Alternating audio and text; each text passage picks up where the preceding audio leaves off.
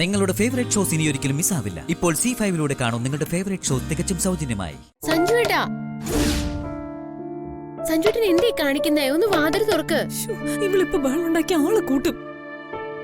വാതിൽ തുറന്ന് കാണാതെ നമ്മള് പോവില്ല സഞ്ജു. പതുക്കെ പറ. ഇനി എന്ത് പതുക്കെ പറയാനാ? അവൾ എന്നെ ഇതിനുള്ളിൽ കാണും.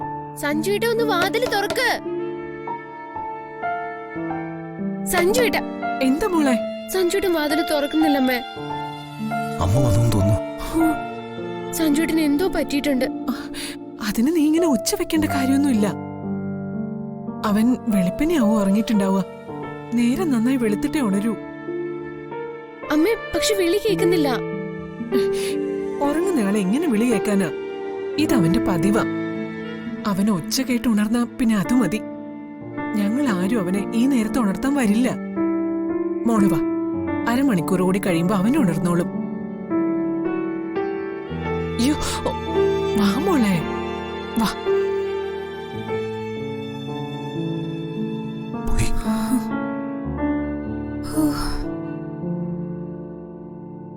ഇതിങ്ങനെ തുടർന്ന് എത്ര കാലം സമാധാനത്തോടെ ജീവിക്കാൻ കഴിയും? അവൾക്കൊന്നും അറിയാഞ്ഞിട്ടില്ലേ സഞ്ജു? നമ്മളല്ലേ ക്ഷമിക്കേണ്ടത്? നമുക്ക് ക്ഷമിക്കാം. എങ്ങനെയെങ്കിലും ഞാൻ റൂമിൽ നിന്ന് പുറത്ത് കിടക്കട്ടെ.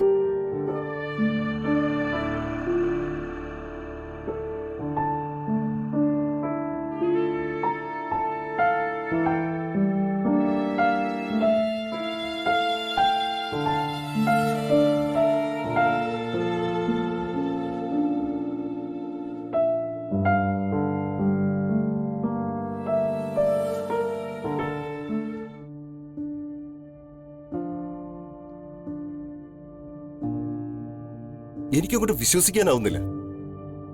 അമ്മല്ലേ സ്വാതിയുടെ കല്യാണം വരെ നടത്തിയത്. എന്നിട്ട് അവള് സ്വാതിക്ക് ഇങ്ങനെ ഒരു പണി കൊടുക്കുവോ? ആദ്യമൊക്കെ ഞാനും അങ്ങനെ തന്നെയാ സംശയിച്ചത്. അവള് ചില്ലറക്കാരിയല്ലാന്നൊക്കെ. ഇതൊക്കെ അവളുടെ അടവാണെന്ന് ഞാൻ സംശയിച്ചു. എന്ന സത്യം അതല്ല ഗൗതം. മെമ്മറിയുടെ ഒരു ഭാഗം ബ്ലാങ്ക് ആയി പോകുന്ന പല കഥകളും കേട്ടിട്ടുണ്ട്. ഇതിപ്പം അങ്ങനെ സംഭവിച്ചതാവാം. പക്ഷെ നമ്മുടെ മുന്നിലെ ചോദ്യം അതൊന്നുമല്ല. അവള് പറഞ്ഞതുപോലെ സഞ്ജു തന്നെയാണോ ഇതുവരെ അവള് വെളിപ്പെടുത്താത്ത അവളുടെ ഭർത്താവ്? ആ വഴിക്ക് തന്നെ ഞാനും ചിന്തിക്കുന്നത്. ഇടയ്ക്ക് സഞ്ജയ് എന്ന് പറഞ്ഞ ഒരാൾ വന്നപ്പോഴാണല്ലോ നമ്മുടെ അന്വേഷണം സ്റ്റോപ്പായത്. അപ്പോഴും എന്റെ മനസ്സിലെ സംശയം പൂർണ്ണമായും മാറിയിട്ടുണ്ടായിരുന്നില്ല. ആ പയ്യനെ സഞ്ജുവും ദിനേശിനും കൂടെ ചേർന്ന് ഒരു മറയാക്കുകയായിരുന്നു. ഇനി ഈ കാര്യത്തിൽ ഒരു സംശയവും വേണ്ട. സഞ്ജു തന്നെയാ അമ്മുവിന്റെ കരുത്തിൽ താലി കെട്ടിയത്. അമ്മു സ്വാതിയുടെ കരങ്ങളിൽ എത്തിയതും അവളെ മംഗലശ്ശേരിയിൽ എത്തിച്ചതും സഞ്ജുവിന്റെ പ്ലേ തന്നെയാ.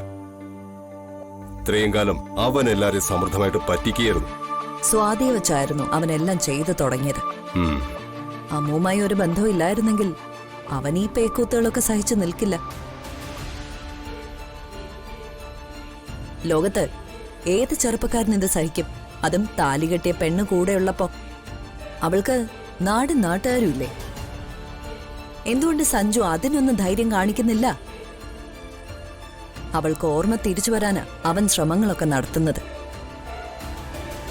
അതോടെ അവള് പഴയ അമ്മു ആവും. ശ്രീകുട്ടിക്ക് സമാധാനാവും. ഇത് വച്ച് നമുക്ക് എന്ത് നേട്ടം ഉണ്ടാക്കാമെന്ന നമ്മൾ ചിന്തിക്കേണ്ടത്. സഞ്ജുവിന്റെ സർവനാശമല്ലേ ആ പെണ്ണിലൂടെ നിന്റെ കയ്യിൽ വന്നിരിക്കുന്നത്. അമ്മുവിന് ഓർമ്മ ഒരിക്കലും തിരിച്ചു കിട്ടരുത്.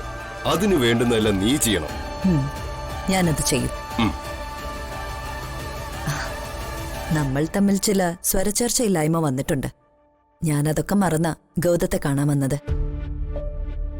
നീ കരുതുന്ന പോലെ എനിക്ക് നിന്നോട് യാതൊരു അകൽച്ചയുമില്ല. നീ കളത്തിലിറങ്ങിക്കോ, കൂടെ ഞാനുണ്ടാവും. ഞാൻ എന്റെ കരുക്കൾ നീക്കാൻ തുടങ്ങാണ്.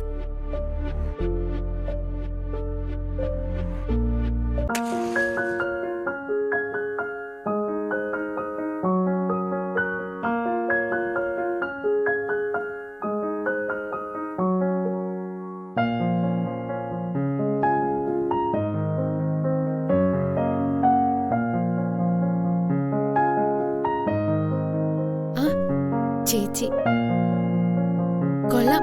ചേച്ചി പെഴുന്നിട്ടേ ഉള്ളോ? ഞാൻ ഉണരുന്നത് ഈ സമയത്താണെന്ന് നീ അറിയാഞ്ഞിട്ടാണോ? എനിക്കുള്ള ചായയായിട്ട് റൂമിൽ വന്ന് എന്നെ ഉരുട്ടി ഉരുട്ടി വിളിക്കുന്നത് നീ മറന്നോ? എന്നിട്ട് ഞാൻ ഉണർന്നില്ലെങ്കിൽ ചായക്കപ്പ് ടേബിളിൽ വെച്ച് എന്റെ കവിളില് സ്നേഹത്തോടെ വന്ന് പിച്ചു. ശരിയല്ലേ?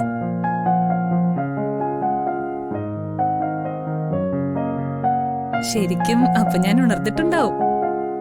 കള്ള ഉറക്കമാന്ന് നിനക്കും അറിയാം. അന്നേരം നിന്നെ ഞാൻ ബെഡിൽ വലിച്ചിട്ടിട്ട് കൂടെ കിടത്തും. അയ്യേ, എന്തൊക്കെയാ ചേച്ചി പറയുന്നേ? ഞാൻ ചായയുമായിട്ട് മുറി വരാഞ്ഞിട്ടാണോ? എനിക്ക് നാളെ തൊട്ട് ചേച്ചി എന്നെയായിരിക്കും കണി കാണാം. എന്റെ ദൈവമേ, ഇന്നലെ രാത്രി കഴിച്ചു കൂട്ടിയിട്ട് എന്നെ പേടിച്ച. എന്നെ കണി കണ്ട നല്ലതാണെന്ന് എല്ലാവരും പറയാറ്.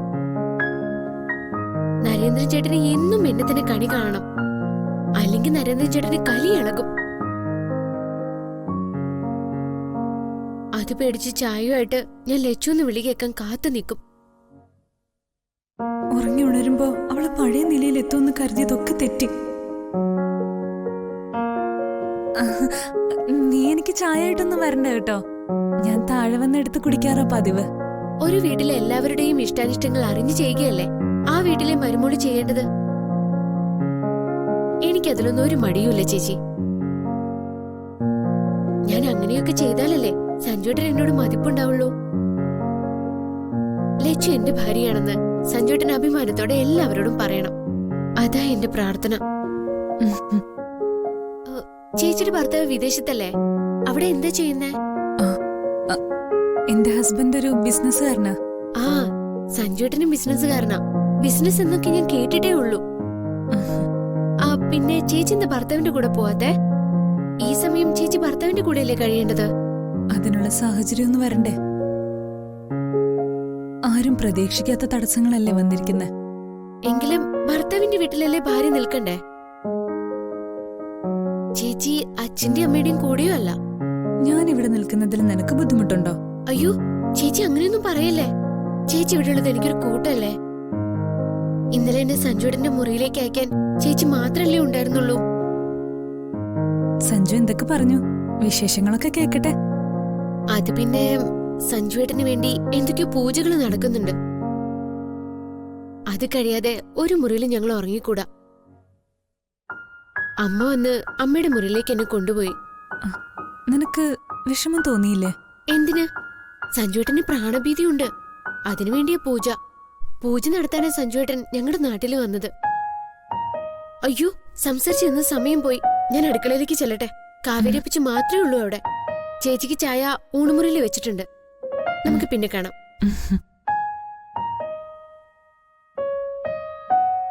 അവൾ ഈ വീടിന്റെ മരുമകളായി മാറിക്കഴിഞ്ഞു.